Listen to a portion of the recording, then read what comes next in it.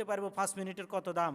ওই ব্যক্তি বলতে পারবো যে ব্যক্তির কাছে আজরাইল আলাইহিস সালাম চলে আসছে আর তার অ্যাকাউন্টের মধ্যে কোটি টাকা আছে, কোন অ্যাকাউন্টে আছে সে বলতে পারে নাই। তা আজরাইল আসার পরে বললো যে আমাকে 1 মিনিট সময় দাও, অন্তত আমি বলি আমার ব্যাংকের মধ্যে 5 কোটি টাকা আছে, অমুক ব্যাংকে 5 কোটি টাকা আছে, সে বলতে পারবো 1 মিনিটের কত দাম।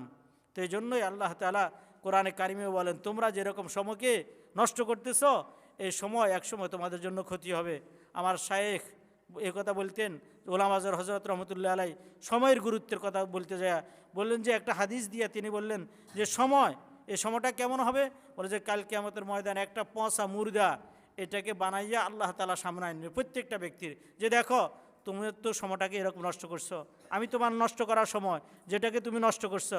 তাই বলে আমি কথা বলি না যে প্রত্যেকটা ব্যক্তি কোনো দুনিয়াবি কাজ করতে পারবে না, না এটা না, বরং যে কাজটাকে সে অযথা নষ্ট করছে, হয়তো কাজটাকে আপনি দুনিয়ার পিছনে ব্যয় করবেন, নতুবা আখিরাতের পিছনে। দুনিয়ার পিছনে বলতে মানে গুনাহের কাজে না, আপনি বৈধ কাজের মধ্যে ব্যয় করবেন, তো এই সময়টাও আপনার কাজে। আলহামদুলিল্লাহিল্লাযী লা জিদ্দা লাহু ওয়া লা নিদ্দা লাহু লা মিসলা লাহু ওয়া লা মাসিলা লাহু লা আউওয়ালা লাহু ওয়া লা আখিরা লাহু লা বিদায়াতা লাহু ওয়া লা নিহায়া লাহু ونشهد أن لا إله إلا الله ونشهد أن سيدنا وسندنا وحبيب ربنا ومولانا محمدا عبده ورسوله أرسله بالحق بشيرا ونذيرا وداعيا إلى الله بإذنه وسراجا منيرا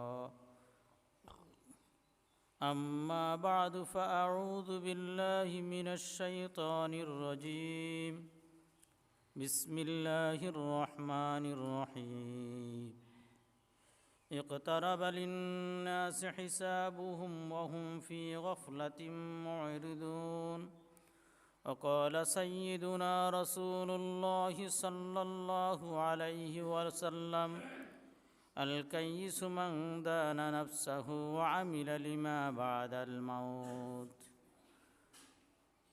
اللهم صل على سيدنا محمد وعلى آل محمد كما صليت على إبراهيم وعلى آل إبراهيم إنك حميد مجيد اللهم بارك على محمد وعلى آل محمد كما باركت على إبراهيم وعلى آل إبراهيم إنك حميد مجيد اللهم صل على سيدنا محمد كلما ذكره الذاكرون وكلما غفل عن ذكره الغافلون أستغفر الله الذي لا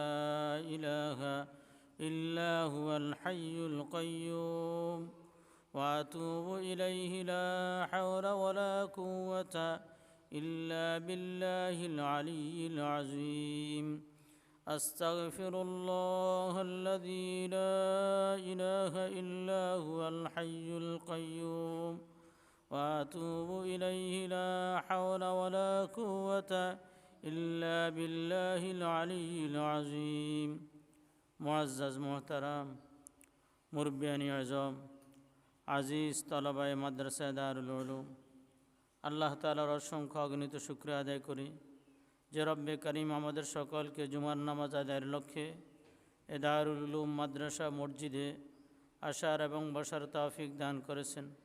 রব্বে করিমের শুকর আদায় করি আলহামদুলিল্লাহ। মহান রব্বুল আলামিন আমাদের উপর মেহেরবানি করেছেন, এটা মহান রব্বুল আলামিনের অনেক বড় আমাদের উপর দয়া রহম ও করম। আল্লাহ তাআলা যদি না চাইতেন আমাদের কারো দ্বারা এই মসজিদে আসা সম্ভব হতো না।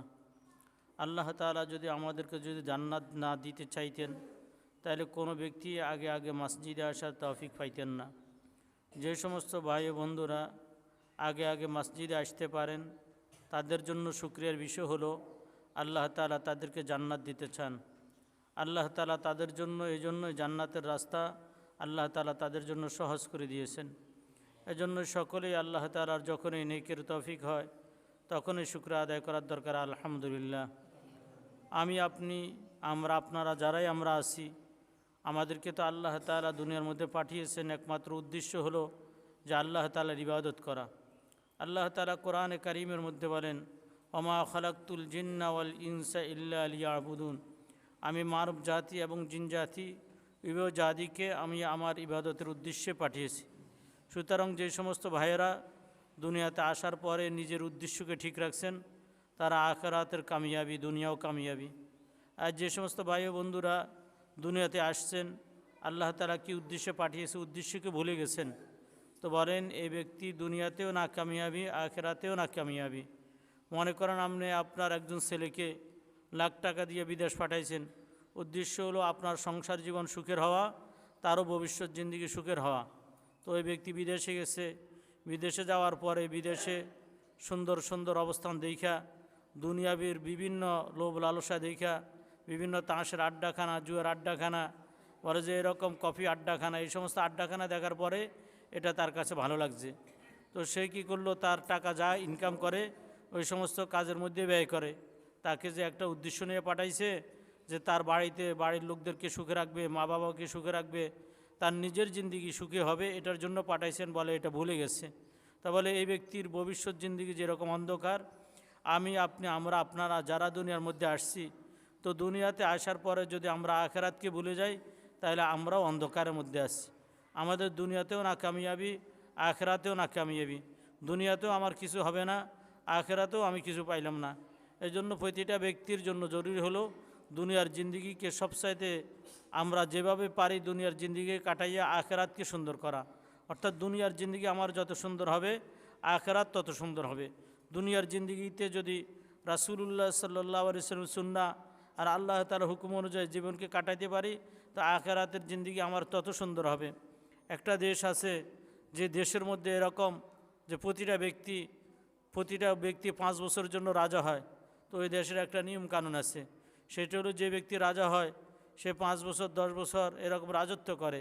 তো রাজত্ব করার পরে তারা একটা দ্বীপের মধ্যে পালায় আসে, যে দ্বীপের মধ্যে বাঘ, সিংহ এরকম হিংস্র জানোয়ার আছে, ওইখানের মধ্যে থেকে আর রাজাকে কখনো ফিরায় আনা হয় না। মানে এই 5 বছর জিন্দিগিতে তারা বাদশাকে একটা সুযোগ দেয়, সে 5 বছর জিন্দিগিতে যা করার ইচ্ছা সে করতে পারবে, তাকে কোনো কাজের মধ্যে কোনো বাধা দেওয়া হয় না। তাহলে এইরকম প্রতি 5 বছর অন্তর অন্তর রাজা পরিবর্তন হয়, আর রাজাকে এরকম নির্বাসন করে দেওয়া হয়। দ্বিতীয়বার আর রাজা আর এই দেশে ফিরে আসতে পারে না, কারো কাছে আসতে পারে না। বলে নদীর মাঝখানে একটা জঙ্গল, ওই দ্বীপের মধ্যে রাখি আসে, যে দ্বীপটা একবারে জঙ্গলে ভরা। তো বলে প্রত্যেকটা রাজা যেদিন তার রাজত্ব শেষ হয় তো তাকে একটা গোড়ার মধ্যে উঠায়, তাকে সাজায় গোছায় উঠানোর পরে তো সে তাকে পুরা শহর ঘুরায়, আর সে কাঁদতে থাকে, মানেই আজকে তার জীবনের শেষ দিন। তো এরকম সে কাঁদতে থাকে। তো এরকম একজনকে তারা রাজা বানাইছে, রাজা বানানোর পরে সে রাজা হয়েছে। হওয়ার পরে কয়, শর্ত দিল আমার কোনো কাজে বাধা আছে? বলে না, তোমার কাজে কোনো বাধা নেই, যা ইচ্ছা তাই করতে পারো। তো সে চিন্তা করলো আমাকে 5 বছর পরে নির্বাসন করা হবে। তো সে বলল, তোমরা যে প্রতি বছর রাজাদেরকে নির্বাসন করো, তাদেরকে যে তোমরা দেশ ত্যাগ করাও, বনবাসে রাখে আসো, এই বনবাসটা একটু দেখতে চাই। তো তারা নৌকা দিয়া তাকে ঘুরে আনছে।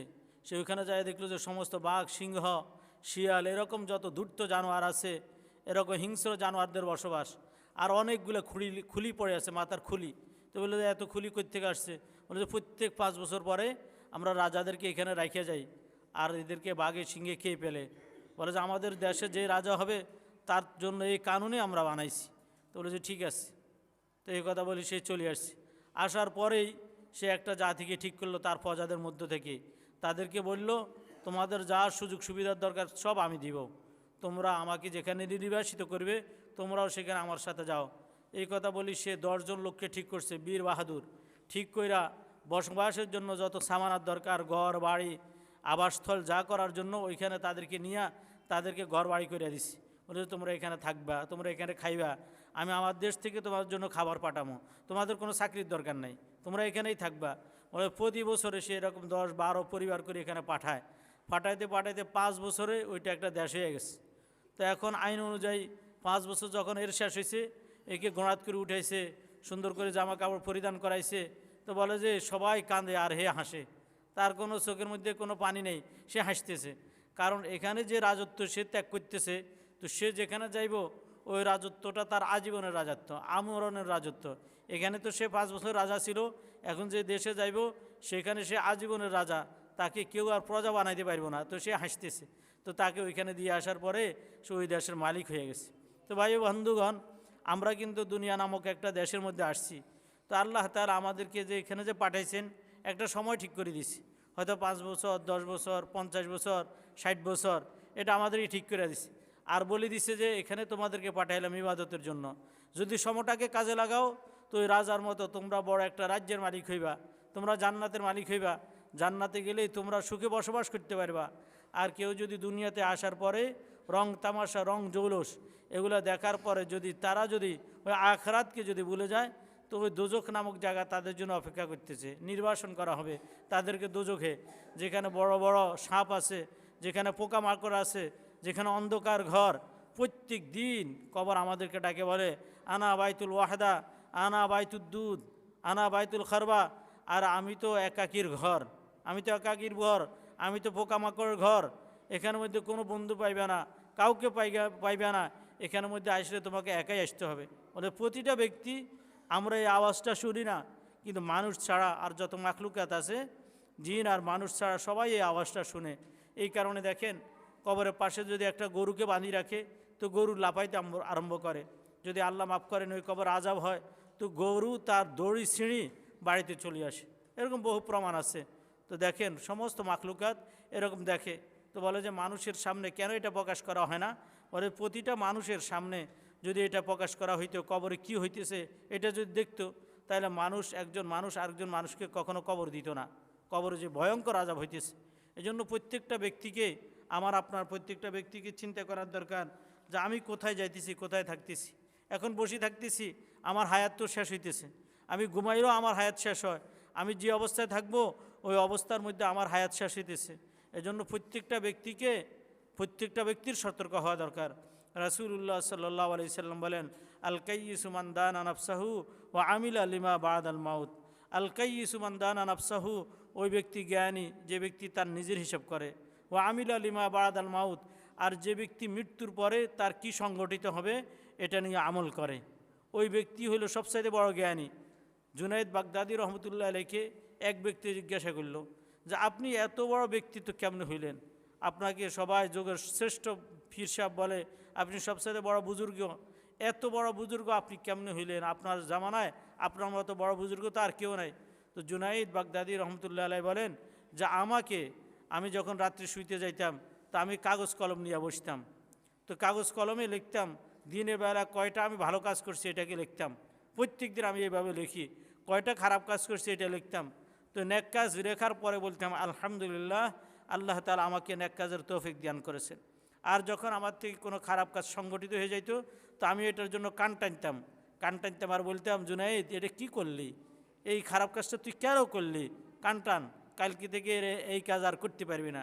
বলে 1 বছর নয়, 2 বছর নয়, 10 বছর নয়, 20 বছর নয়, 30 বছর পর্যন্ত আমি এভাবে প্রত্যেক দিন আমার হিসাবটা আমি করি, প্রত্যেক দিন আমি আমার হিসাবটা করি। এজন্যই আমি আজকে জুনায়েদ বাগদাদি হইতে পারছি। তো প্রত্যেকটা ব্যক্তি যদি তার আমল নামাকে যদি লেখে, প্রত্যেকটা ব্যক্তি দৈনিক তার আমল নামাকে যদি লেখে, তাহলে তার চেহারার মধ্যে হাসি আসবে না।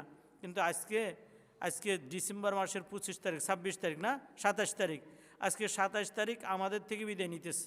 31শে ডিসেম্বর যখন আসবে, তো রাত্রিবেলায় একটা পার্টি 12টা 1 মিনিটে সারা বাংলাদেশ নয় সারা বিশ্বের মধ্যে নাচানাচি কুদাকুদি শুরু করবে। হ্যাঁ, এটা নাচানাচি কুদাকুদি করা, এটা কি ভালো নেই বলেন? নাচানাচি কুদাকুদি করা, অশ্লীলতা করা, বেহায়াপনা করা, বাজি ফুটানো, প্রথম কথা এটা ইসলামের মধ্যে নাই। ইসলামের মধ্যে বাজি ফুটানোর দ্বারা উৎসব করা এটাকে জায়েজ আছে? এরপর নাচানাচি করা, অশ্লীল কাজ করা, ইয়াবা খাওয়া, বাবা খাওয়া, ওই রাতের মধ্যে মদ পান করা, এরকম উলঙ্গ হয়ে যাওয়া, এগুলো কোনোটাই ইসলামের মধ্যে কি নাই। কেক কাটি নতুন বছরকে উদযাপন করা, স্বাগত জানানো, এটা কোনো ভাগ্যবানের লোকের কাজ নয়। এটা বরং বুজুর্গরা বলেন, এক বুজুর্গ বলেন যে তোমরা তো অবস্থা তোমাদের এমন যে তোমরা যখন একরি রাত্র আসে তো তোমরা সকালবেলা সূর্যের অপেক্ষা করো যে সূর্য কখন উঠবে, তো যখন সূর্য উঠে তোমরা খুশি হয়ে যাও। বলে আমি এরকম করি না, বরং আমি সারা রাত দাঁড়িয়ে আল্লাহ তাআলার কাছে কাঁদি, বলি আল্লাহ আমার জীবন থেকে একটা রাত চলে যাইতেছে, কালকে আবার ভোর হবে, আরেকটা দিন আসবে, ওই দিনটা তো আমার জীবন থেকেও হারিয়ে যাইবে। এজন্য আমি আল্লাহ তাআলার কাছে কাঁদি যে আমার থেকে তো চলে যাইতেছে।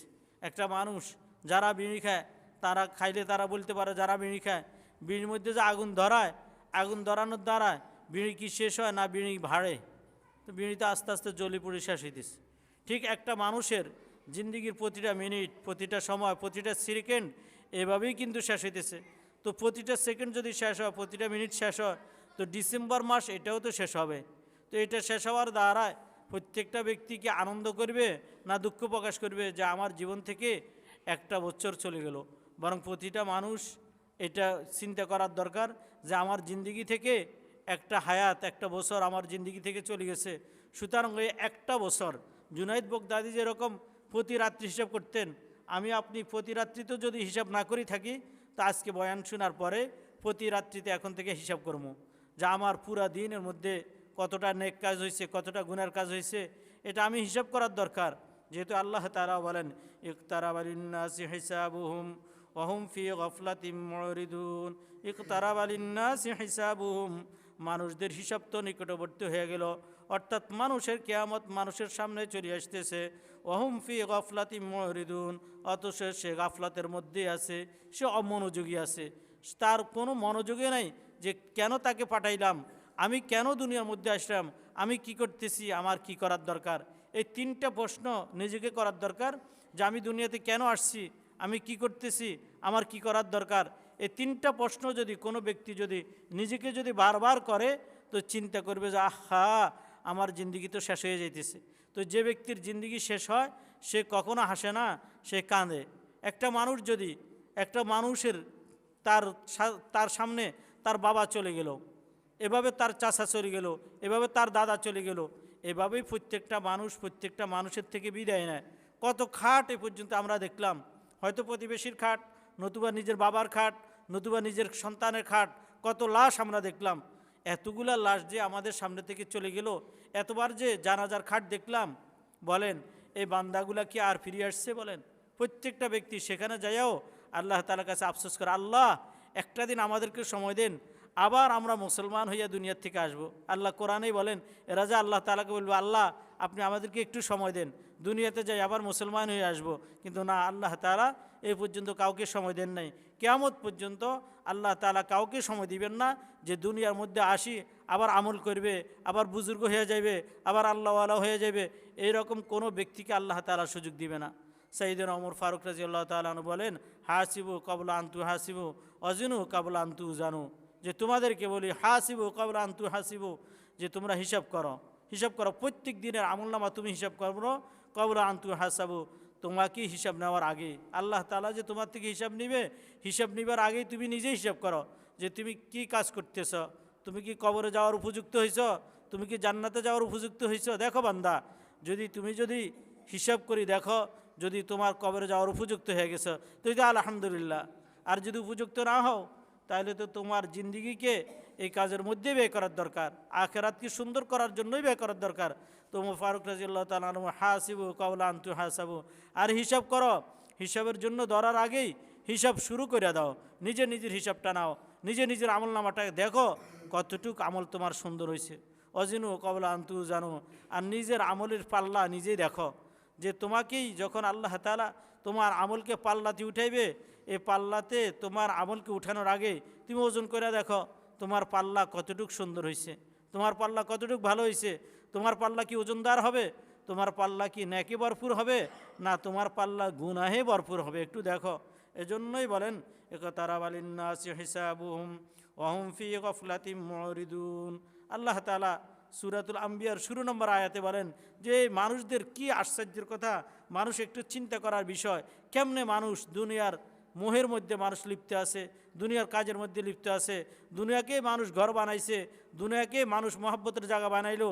তো বলে যে তুমি যে দুনিয়াকে মহব্বতের জায়গা বানাইলা, দুনিয়াকে ঘর বানাইলা, অথচ তোমার চিন্তা করার দরকার যে তোমার হিসাব অনেক নিকটে। এরপরেও তুমি কেমনে গাফলতে আসো বান্দা, তুমি কেমনে অমনোযোগী আসো? তোমার তো দুনিয়ার হায়াত তোমাকে তো থাকার জন্য দিই নাই। মাতাও দুনিয়া কলিল, আরে দুনিয়ার হায়াত এটা একেবারেই অল্প। কীরকম বলেন যে দুনিয়ার হায়াতটা এরকম যে একটা মাছরাঙ্গা পাখি সমুদ্রের মধ্যে সে মাছ ধরার জন্য গেল, ঠোঁটটাকে ডুবাইলো, ঠোঁট উঠানোর পরে তার ঠোঁটের মধ্যে যে পরিমাণ পানি থাকতে পারে, প্রত্যেকটা মানুষের দুনিয়ার হায়াত এতটুকুই, দুনিয়ার হায়াত এতটুকুই। আর আখেরাতের হায়াত বলে এটা সমুদ্রের মতো। তাহলে আখেরাত হায়াত যদি সমুদ্রের মতো যদি হয়, তাহলে আমাদের চিন্তা করার দরকার আখেরাতের জন্য আমরা কি করতেছি। ইমাম গাজ্জালী রহমতুল্লাহ আলাই তিনি বলেন, দুনিয়ার আখেরাতের তিনি তুলনা দেন, বলেন যে মনে করো একটা দুনিয়াকে, পুরা দুনিয়াকে সরিষার দানা দ্বারা ভর্তি করে দেওয়া হলো, আর প্রতি 500 বছর পরে একটা কাকাশি এখান থেকে একটা সরিষাকে অন্য জায়গায় নিয়ে রাখে, বলে এই সরিষা শেষ হয়ে যাবে, ওই দুনিয়া ভরে যাবে, তবে আখেরাতের জিন্দিগি এর চাইতে অনেক বড়, এর চাইতে অনেক লম্বা, এর চাইতে অনেক লম্বা। অর্থাৎ আখেরাতের জিন্দিগি কখনো শেষ নাই। দুনিয়ার জিন্দিগি যেরকম শুরু আছে এটা শেষও আছে, আখেরাতের জিন্দিগির শুরু আছে, কিন্তু এটা কখনো শেষ নাই। এজন্য আখেরাতের জন্য আমাদের সকলকে প্রস্তুতি নেওয়ার দরকার। আমার আখেরাত আমি কতটুকু গ্রহণ করতেছি। এজন্য সাইয়্যিদিনা ওমর ফারুক রাদিয়াল্লাহু তাআলা আনহু এই কথা বলেন, অজিনু কবলা আন তুজানু, তোমার আমলনামাকে তুমি ওজন করো, আল্লাহ তাআলা ওজন করার আগেই তুমি তোমার আমলনামাকে ওজন করো। এজন্য প্রত্যেকটা ব্যক্তি চিন্তা করার দরকার যে আমি আমার জিন্দিগির সময়টাকে কোন কাজে অতিবাহিত করতেছি। যে আমরা যে আমাদের যে দুনিয়ার জিন্দিগি এটা যে যাইতেছে, এখন যে 31st নাইটে যে আমরা উদযাপন করব, আনন্দের কিছু নাই, বরং কান্না করা উচিত যে আমার থেকে একটা বছর আমার চলে যেতেছে। তো যারা আনন্দ উদযাপন করে এরা কে? বলে যে এরা হইল ইয়াহুদি, এরা খ্রিস্টান, এরা বিধর্মী। তো বিধর্মীরা, খ্রিস্টানেরা যদি সিঙ্গাপুরের মধ্যে এই কাজ করে, জাপানের মধ্যে এই কাজ করে, আমেরিকার মধ্যে ওই রকম উদযাপন করে তারা, তো তারা করতে পারে, কিন্তু আমরা করতে পারি না। তারা করতে পারে, আমরা করতে পারি না। রোমান যারা, রোমান মুশরিক যারা, রোমান খ্রিস্টান যারা, রোমানীয় খ্রিস্টান, তো রোমানীয় খ্রিস্টানদের কাছে তাদের একটা দেবতা আছে, ওই দেবতার নাম হলো জানুস। ওই দেবতার দুইটা মুখ, একটা মুখের মধ্যে, একটা হাতের মধ্যে লাঠি, আর একটা মুখের মধ্যে থাকে চাবি। এটা গুগলের মধ্যে সার্চ দিলে আসে। তো বলে যে তারা ওই যে লাঠি ওইটার সামনে যায়, বলে যে বিগত বছর আমি তো ভালো করতে পারি নাই, আমাকে মাফ করে দেন। তারা তাকে ঈশ্বর বলে, আমাকে মাফ করে দেন। এরপর অন্য মুখের মধ্যে যায় বলে এখন থেকে তওবা করলাম, আজীবন ভালো কাজ করব। ওর হাতে একটা চাবি আছে। তো যে ব্যক্তি এরকম করে এই মূর্তির কাছে যায়, তারা মনে করে তারা কামিয়াবি হয়ে যাবে, ওর হাতে যে চাবি আছে ওই চাবিটা পাইয়া তারা জান্নাতি হয়ে যাবে। তাহলে তারা করে একটা মূর্তির সামনে এটা করে, কিন্তু আমরা তো এটা করতে পারি না, আমাদের দ্বারা তো এটা ঠিক না। তা আমরা যদি তাদের মতোই যদি করি, তাহলে আমরা শিরকি কাজ করলাম। আমরা যদি তাদের মতো করি, তো রাসূলুল্লাহ সাল্লাল্লাহু আলাইহি সাল্লামকে একজন সাহাবী জিজ্ঞাসা করলেন, ইয়া রাসূলুল্লাহ, কিয়ামত কবে হবে? তো রাসূলুল্লাহ সাল্লাল্লাহু আলাইহি সাল্লাম বললেন, তুমি কিয়ামতের জন্য কি তৈরি করছো? বলে যে ইয়া রাসূলুল্লাহ, আমি আপনাকে মহব্বত করি, আমি আপনাকে ভালোবাসি। তো রাসূলুল্লাহ সাল্লাল্লাহু আলাইহি সাল্লাম বলেন, যেই ব্যক্তি যাকে ভালোবাসে তার সাথেই তার হাসর নশর হবে। রাসূল সাল্লাল্লাহু আলাইহি সাল্লাম বলেন, আল মারউ মা'a মান আহাব্বা, যেই ব্যক্তি যাকে ভালোবাসে তার সাথেই তার জান্নাত হবে। সুতরাং তুমি যদি আমাকে ভালোবাসো, তো জান্নাতে তুমি আমার সাথেই থাকবে। তাহলে আমার কালচার, আমার কৃষ্টি কালচার যদি খ্রিস্টানদের সাথে মিলে, আমার কৃষ্টি কালচার যদি ইহুদিদের সাথে চলে, মিলে বিধর্মীদের সাথে চলে, তাহলে আমার ভালোবাসা তো তাদের সাথে হবে। সুতরাং আমার ঠিকানা, তাদের ঠিকানা যেখানে, আমার ঠিকানাও সেখানে হবে। সুতরাং গ্রামগঞ্জে, বাড়িতে, এখানে সেখানে রাত্রিতে এরকম বাজি ফুটানো, রাত্রিতে এরকম বিভিন্ন অনুষ্ঠান করা, নববৎসর উদযাপন, এটা আমরা করা, এটা আমাদের জন্য ঠিক নয়। বরং আমরা কি করব? সাহাবায়ে কেরামদের মতো, সাহাবায়ে কেরাম যেন একটা রাত্রে সারা রাত দাঁড়ায় থাকতেন আর কাঁদতেন, আর বলতেন, আল্লাহ আমার থেকে একটা রাত্র তো চলে যাইতেছে, আল্লাহ আমার থেকে একটা রাত চলে যাইতেছে, এ রাত্রিটা তো আর ফিরে আসবে না, হয়তো সকালে আমার মউত হয়ে যাবে, তখন আমার কি অবস্থা হবে? তারা আখেরাতের জন্য, একটা রাতের জন্য এরকম কাঁদতেন। আর তারা বলতেন যে আল্লাহ, এটা কেমন রাত তুমি দিলা, যে একটা রাতে 2 রাকাত নামাজের জন্য দাঁড়াইলাম, এসার পরে 2 রাকাত নফল নামাজের জন্য দাঁড়াইলাম, 1-2 রাকাতে আল্লাহ ফজর আজান দিয়ে দিল, এটা কেমন রাত বানাইলা? সারা রাত ইবাদত করতে চাইছিলাম, 2 রাকাতে রাত্রি শেষ হয়ে গেছে। আমাদের তো রাত্রি তো এভাবে শেষ হয় না, শেষ হয় আমাদের এরকম, জীবনে কারো কি এরকম ঘটছে যে 2 রাকাত নামাজে আমাদের রাত্রি শেষ হয়ে গেছে? অথচ আমাদের জন্য তো আল্লাহ তাআলা এরকম 31st নাইট যেটা, এটা তো আল্লাহ তাআলা আমাদের জন্য বানান নাই। এটাতে জাগ্রত থাকলে নেকি হবে, এরকম কোনো কথা হাদিসে আছে যে এরকম রাত্রির মধ্যে থাকলে আমাদের নেকি হবে? বরং না, আল্লাহ তাআলা আমাদের জন্য 366 দিন যা বানাইছেন সবগুলো আল্লাহ তাআলা আমাদের ভালোর জন্য বানাইছেন, সবগুলোই আল্লাহ তাআলার কাছে দামি। এই রাত্রিটা দামি, এটা কোনো কোরআন হাদিসে নাই। সুতরাং কোনো মুসলমান এই রাত্রিতে উঠি যে এরকম এই রাত্রির মধ্যে এরকম বাজি ফুটাইয়া সে নেকি অর্জন করবে, এটা ঠিক না। হ্যাঁ, বরং কোনো ব্যক্তি যদি এরকম করতে চায় তো এই রাত্রির মধ্যে সে দাঁড়াইয়া তোবার নামাজ পড়তে পারে, 2 রাকাত তোবার নামাজ পড়ি সে অতীতের জন্য বলতে পারে, আল্লাহ এই ডিসেম্বর মাস পর্যন্ত 31শে ডিসেম্বর পর্যন্ত গত জানুয়ারি থেকে অনেক অপকর্ম করছি, অনেক গুনার কাজ করছি, আল্লাহ তোমার সাথে ওয়াদাবদ্ধ হইতেছি সামনের বছর আর কোনো গুনার কাজ করব না। এই কথা না বলার দরকার, তাহলে আল্লাহ তাআলা হয়তো মাফ করতে পারে, অতীতের সমস্ত গুনাহ আল্লাহ তাআলা মাফ করতে পারে। ভাই বন্ধুগণ, আর বাজি পুটাইয়া যদি এটা করি এটার দ্বারা কোনো নেকি হবে না, বরং গুনাহ হবে। তো যে বছরটা আমার গুনাহ দিয়ে শুরু হলো, এই বছরটা কি আমার জন্য ভালো হবে? যে বছরের শুরুতেই গুনাহ করলাম, এই বছর আমার কখনো আমার জন্য ভালো হবে না। বরং আল্লাহ তাআলা দিনকে বানাইছেন, রাতকে আল্লাহ তাআলা বানাইছেন। তাহলে যে আল্লাহ তাআলা দিনকে বানাইছেন, যে আল্লাহ তাআলা রাতকে বানাইছেন, ও আল্লাহ তাআলা বানাইছেন আমাকে আপনাকে ইবাদত করার জন্য। সুতরাং আপনি যদি এ রাত আর দিনকে যদি কাজে লাগাই, তাহলে না আমার জন্য এ রাত আর দিন এটা আমার জন্য মঙ্গলজনক হবে। আর রাত আর দিন এটা আমি যদি না কাটাই, ভালো কাজে না কাটাই, গুনাহের কাজে কাটাই, তো এই রাত আর দিন আমার কোন কাজে লাগবে? প্রতিটা সেকেন্ড, প্রতিটা মিনিট আপনাদের থেকে যে চলে যেতেছে, এই প্রতিটা সেকেন্ড আর প্রতিটা মিনিট কোনো ব্যক্তি ফিরে আনতে পারবে না। এখন কোনো ব্যক্তি কল্পনা করেন যে আমি এখন বাবু হমু, আমার বাচ্চাটা যেরকম আমাকে আব্বু বলি ডাকে, তো যদি আমি হইতাম, আমি তাকে যেরকম আদর করি, আমি তো বাবু থাকতে আমার জিন্দগিটা অনেক সুন্দর ছিল। বাপে আদর করতো, মা আদর করতো, প্রতিবেশী আদর করতো, সকলে আদর করতো। তো এখন একটু ওই জিন্দগিতে ফিরে যাইলে এখন আমাকে কেউ আদর করবে, এখন আমার কাছে কেউ টাকা চাইবে না, কেউ পয়সা চাইবে না, ঘরে গেলে স্ত্রী তাড়া করবে না, ছেলে সন্তানাদি তাড়া করবে না, প্রতিবেশী তাড়া করবে না, কেউ আমার কাছে কিছু চাইবে না, একটু ছোট হয়ে যায়। এটা কি সম্ভব? হ্যাঁ, এটা সম্ভব না, এটা সম্ভব না। এটা যেরকম সম্ভব না, ঠিক অতীতের কোনো দিনকে ফিরিয়ে আনা এটাও কোনো ভাই বন্ধুর জন্য সম্ভব না। এই ডিসেম্বর রাতের মধ্যেও যারা নাচানাচি করবে, আজরাইল যদি চায় এই নাচানাচির ভিতরেও তো বহু মানুষের মৃত্যু হয়ে যাবে। নাচানাচির ভিতরে, কুদাকুদির ভিতরে, নাচ গানের ভিতরে, বাজি ফুটানের ভিতরে তাদেরও আজরাইল আলাইহিস সালাম আসবে। আর যদি এই রাতটা যদি এরকম হয়, কোনো ব্যক্তি নামাজের মধ্যে আছে, আল্লাহ তাআলাকে সেজদা করতেছে, ওই অবস্থার মধ্যে কোনো ব্যক্তির যদি রাতটা কাটে, এই অবস্থায় যদি মৃত্যুবরণ করে, তো আশা করা যায় যে আল্লাহ তাআলা আমাদেরকে জান্নাত দান করবেন। হ্যাঁ, যার শেষ ভালো তার সব ভালো, আর যার শেষ খারাপ তার সবই খারাপ। এজন্যই রাসূল সাল্লাল্লাহু আলাইহি ওয়াসাল্লামের কথা হলো যে মৃত্যুর সময় কারো যদি ঈমান নসিব হয়, ঈমান নিয়ে কোনো ব্যক্তি যদি দুনিয়ার থেকে যাইতে পারে, তো আল্লাহ তাআলা তাকে নাজাত দান করবেন।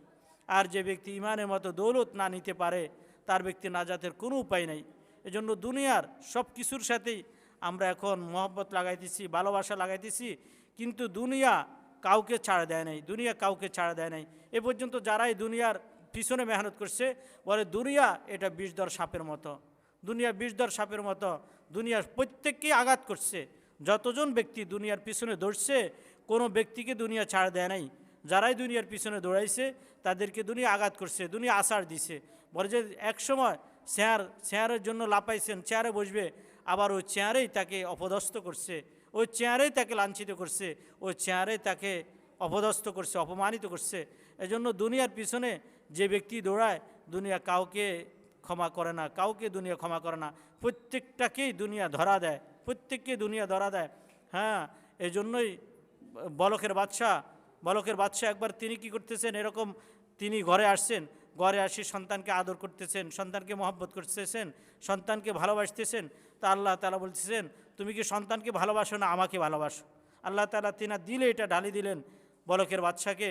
আল্লাহ তাআলা ইব্রাহিম ইবনে আদহামকে বললেন, তুমি কি আমাকে চাও না তোমার সন্তানকে চাও? তো আমাকে যদি চাও তো সন্তান থেকে জুদা হয়ে যাও। তো তিনি যে মাফের, আল্লাহ তাআলা ওনাকে ওইটা বলছেন, বাকি আমাদের জন্য না। আমরা সন্তানকে ভালোবাসবো, পানির মতো ভালোবাসবো, দুনিয়াকে ভালোবাসবো, তো নৌকা যেরকম পানিকে ভালোবাসে সেরকমই ভালোবাসবো। তা আল্লাহ তাআলার কাছে সবচাইতে দামি হলো সময়। সবচাইতে দামি কি? সময়। আমার আপনারও জিন্দিগির মধ্যে সবচাইতে বেশি দামি হওয়ার কথা সময়। যে ব্যক্তিটা পরীক্ষা দেয়, তো পরীক্ষা দিতে গেলে 32 নম্বরের পরীক্ষা দিল, আরও যদি 5 মিনিট সময় পায় কথার কথা, তার 3 ঘন্টা সময় শেষ। আর 5 মিনিট পাইলে আরও সে 5টা নাম্বার উঠাইতে পারে। তো বলে ওই সময় পরীক্ষকে তার থেকে কাগজটা নিয়ে গেল, সে বিক্রি করে, পানি বিক্রি করে, বা অন্য কোনো কাজ করে, বা সে চাকরি করে, তার চাকরির ক্ষেত্রে তার যদি নিয়ত থাকে আমি হালাল রিজিকের জন্যই আমি চাকরি করতেছি, তো একটা ব্যক্তি জিকির করে যেরকম নেকি পাইবে, আরেকটা ব্যক্তি চাকরি করিও এই নেকি পাইবে।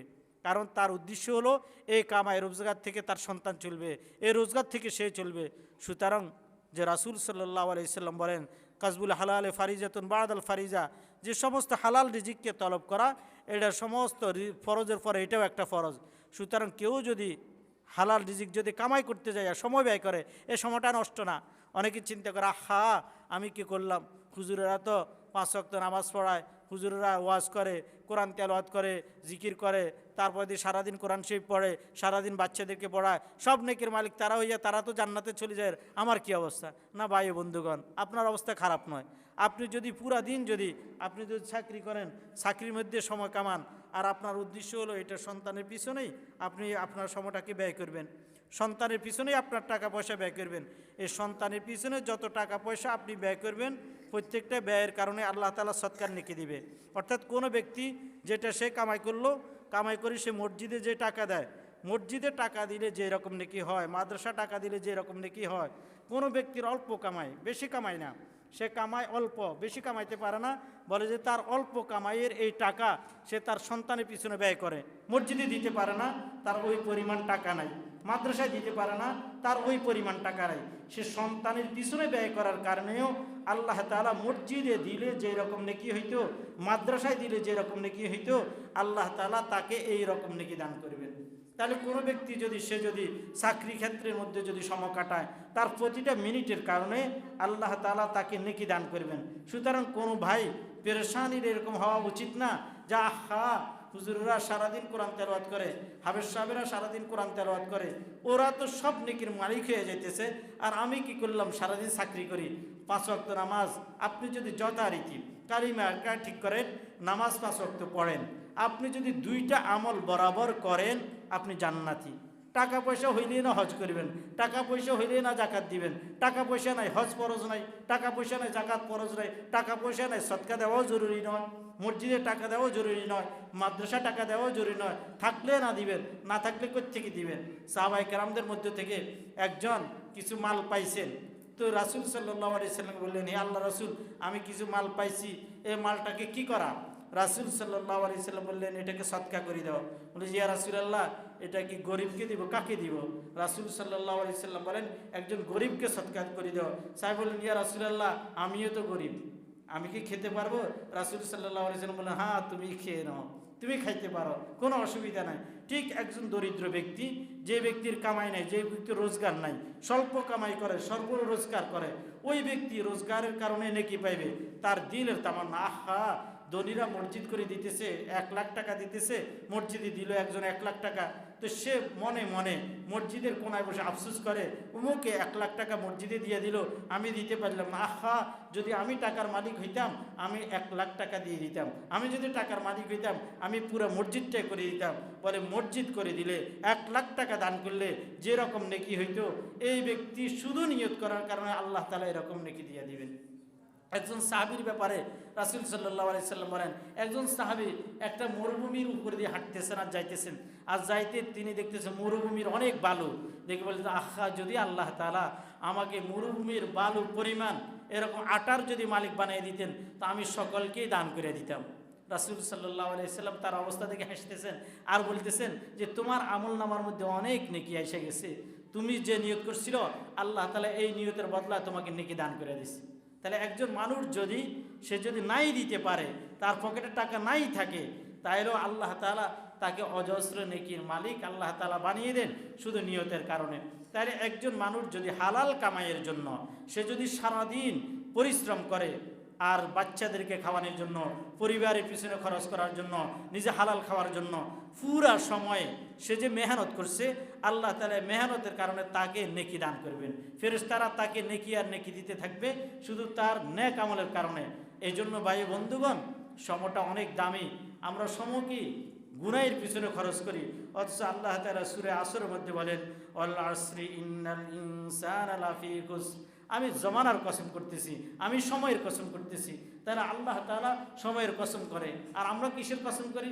আমরা বলি আল্লাহর কসম আমি এটা করি নাই, আল্লাহর কসম আমি এটা করছি। তাহলে আল্লাহ আমাদের কাছে দামি, এজন্য আমরা আল্লাহ তাআলার কসম খাই।